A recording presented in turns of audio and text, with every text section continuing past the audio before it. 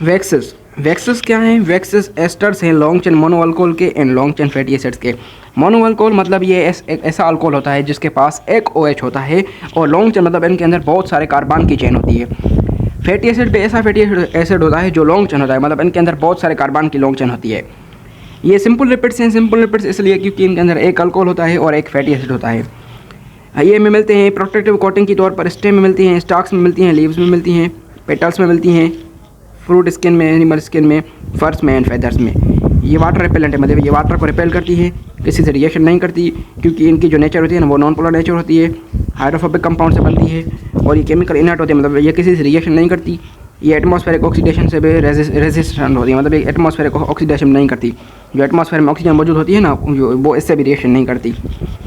दो टाइप्स के वैक्सेस होती हैं, एक होती है नेचुरल वैक्स जो हमें मिलती हैं बी वैक्स या cutin from cuticle of leaves से, एक होती है सिंथेटिक वैक्स जो हमें मिलती हैं पेट्रोलियम या पॉलीइथाइलिन से। वैक्सेस जो है ना वो कमर्शियल इंपॉर्टेंट है क्योंकि ये मशीन के लुब्रिकेंट तौर पर एक्ट करती है, मतलब ये मशीन के लुब्रिकेंट में इस्तेमाल होती है। लुब्रिकेंट ऐसा सब्सटेंस होता है जो फ्रिक्शन को रिड्यूस करता है। जब मशीन चलती है ना तो उसके अंदर फ्रिक्शन पैदा होती है, और उस फ्रिक्शन को कम करने के लिए ये वैक्सेस इस्तेमाल होती हैं। स्पर्म वेल जो है ना वो मेन एंड प्रिंसिपल सोर्स है वैक्सेस का, मतलब ये स्पर्म वेल से ही हमें बहुत सारी वैक्सेस मिलती हैं।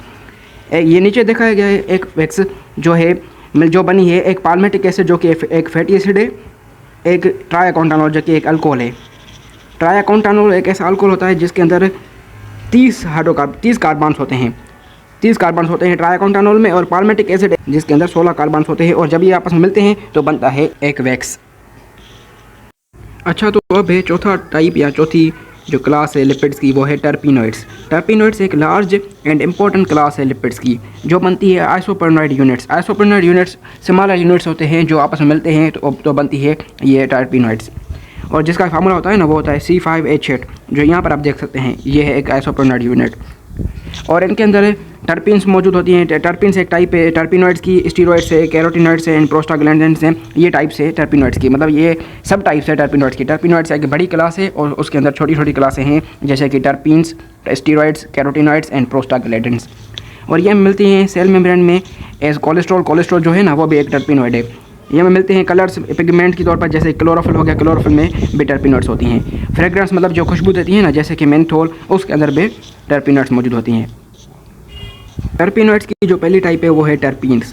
टर्पीन्स टाइप ऑफ टर्पिनोइड है जिसके अंदर 3 आइसोप्रोनोइड यूनिट्स होते हैं जैसे कि डायटर्पीन्स या ट्राइटर्पीन्स। ये स्मॉल साइज टर्पीन्स होती हैं एंड वॉलेटाइल होती है नेचर में, मतलब ये बहुत जल्दी उड़ जाती है, जैसे कि पेट्रोल होता है ना, पेट्रोल बहुत जल्दी उड़ जाता है, और ये ख़ास तरह की फ्रेगनेंस यानी ख़ास तरह की खुशबू पैदा करती है, और ये हमें मिलती हैं इस्तेमाल होती हैं परफ्यूम्स के अंदर, जैसे कि माइडसिन्स जो हमें मिलती हैं ऑयल ऑफ बेस से, जेरानोल जो कि टर्पिन से वो हमें मिलती है रोज़ से, लिमोनिन जो हमें मिलती है लेमन ऑयल से, मेंथोल जो हमें मिलती है पेपरमिंट ऑयल से। कुछ कंपोनेंट होंगे जैसे कि विटामिन ए के कंपोनेंट, विटामिन A2 के कंपोनेंट, क्लोरोफिल मॉलिक्यूल्स के कुछ कंपोनेंट, और कुछ अदर मॉलिक्यूल्स जो इस्तेमाल होते हैं रबर को बनाने में एंड लेटेक्स को बनाने में, वो भी होती है टर्पीन्स। ठीक है।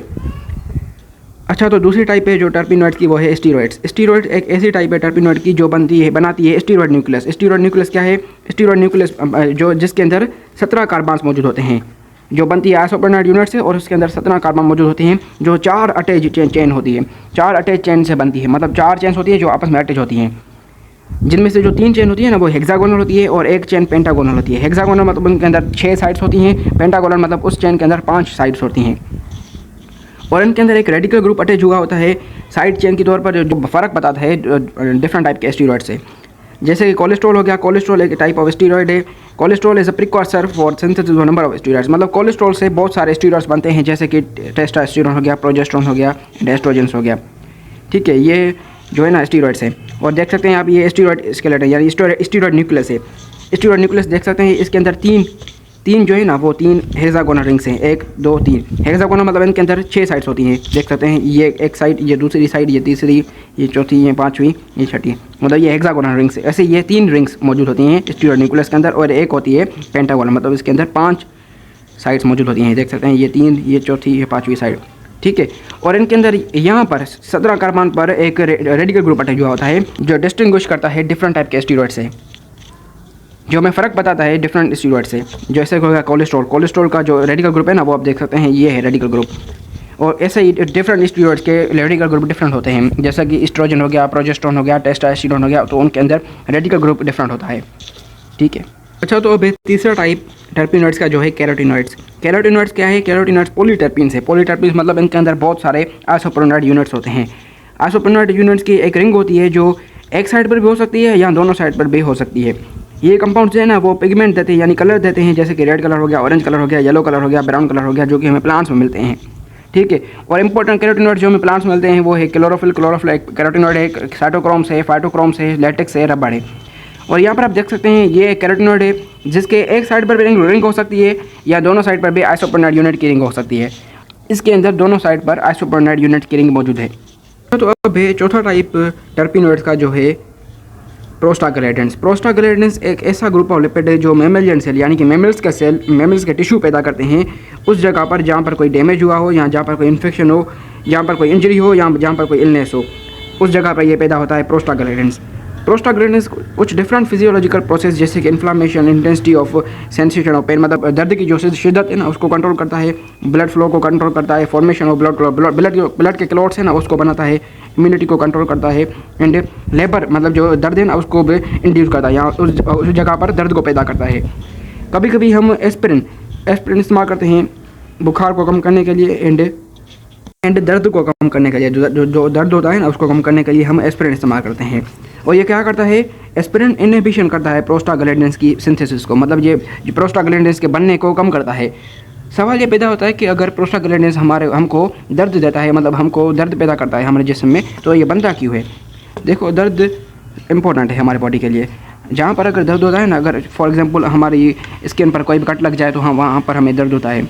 और दर्द हमें इसलिए होता है कि दर्द जो है ना वो एक सिग्नल है, एक मैसेज है ब्रेन के लिए, और दर्द हमें पैदा करता है प्रोस्टाग्लैंडिन्स। प्रोस्टाग्लैंडिन्स जो है ना सिग्नल देता है, यानी कि मैसेज देता है एक ब्रेन को, और ब्रेन क्या करता है हमारी बॉडी के डिफरेंट सेल्स को वहाँ पर भेजता है और वो चेक करते हैं कि क्या हुआ है। अगर उस जगह पर कोई बैक्टीरिया या कोई वायरस आया है तो उसको वो ख़त्म करते हैं, अगर उस जगह पर कोई इंजरी हुई है ना तो उसको फिर से ठीक करते हैं। तो इसलिए दर्द इंपॉर्टेंट है।